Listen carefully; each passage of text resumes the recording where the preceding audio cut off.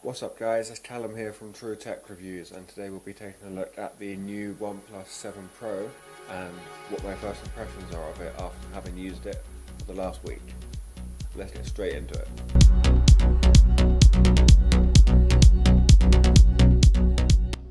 The OnePlus 7 Pro was announced on Tuesday the 14th of May, and I was lucky enough to go to the event in London. I got to meet fellow tech content creators and get my hands on with the device, so I've actually had the chance to use the phone so I can give my first impressions of how it's been over the last week. Coming to the screen now, it's a 6.67 inch 3120 by 1440 Quad HD Plus resolution with a refresh rate of 90Hz and support for HDR10 and HDR10 Plus. On the top is the earpiece grill, which works with the speaker on the bottom to create a rich stereo Dolby Atmos surround sound to accompany the huge vibrant display. OnePlus has been able to completely remove the notch here and keep the bezels to a minimum because of that front-facing camera, and the result is a fully immersive bezel-less display, and it looks stunning. They have also put the fingerprint scanner under the display and is advertised as the fastest optical in-display fingerprint scanner. The surface area of the fingerprint scanner is actually bigger than it was on the OnePlus 6T, which makes it easier and probably helps in the speed of the fingerprint scanner here on the OnePlus 7 Pro. Playing HDR content on YouTube or Netflix really shows this display's strengths. With those speakers to accompany it, this is truly a multimedia powerhouse. On the rear of the device, you will find 3 cameras, the flash and the OnePlus branding. On paper, these cameras are no slouch, with its 48 megapixel main sensor, 16 megapixel ultra-wide and 8 megapixel telephoto zoom. You are definitely covered for all shooting situations.